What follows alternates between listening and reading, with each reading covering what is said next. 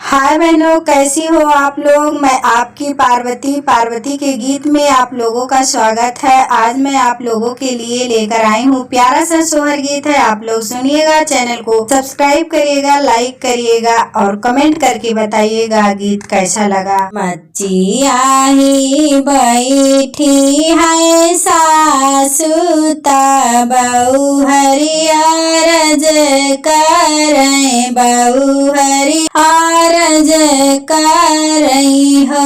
सासु हमाहू के पियरी मांगा वो बरत, हम करबई बरत, हम करबई हो।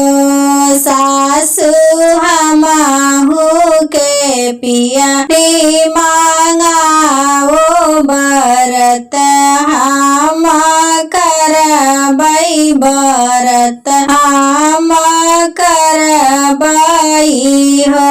सासु ता बोलहु न पाइन, ननदी उठी बोलिन, ननदी उठी बोलिन हो।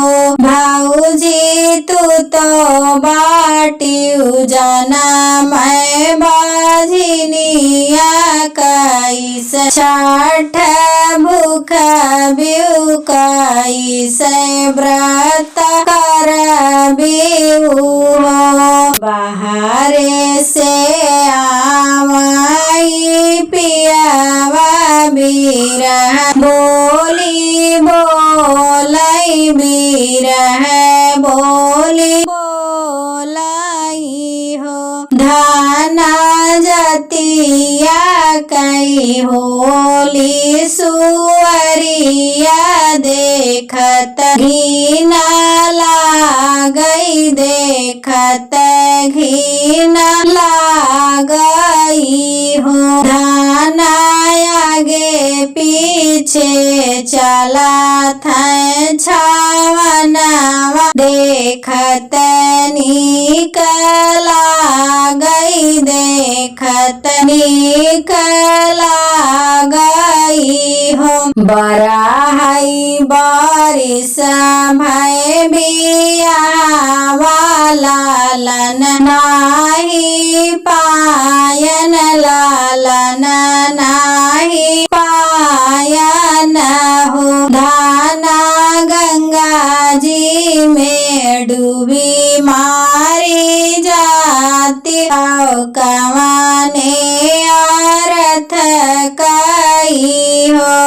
सासु ननद कार छठिया, रोजे भूखाई हो। बहिनी जे कर मैं बारी बियहिया, घर से निकारई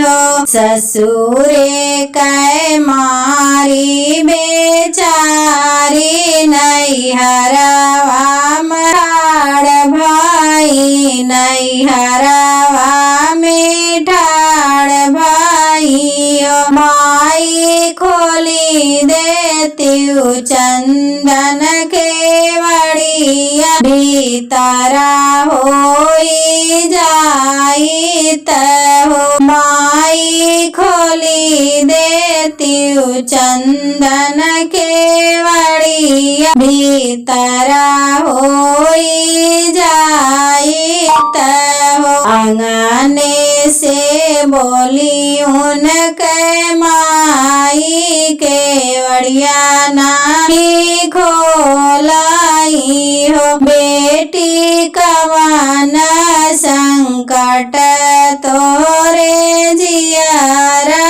काहे बिना रोइउ, काहे बिना रोइउ हो। सासु ननद कार छठिया, तो हमहु राहे बाझिनी, तो हमहु राहे बाझिनी हो। मैया जे कर बारी भी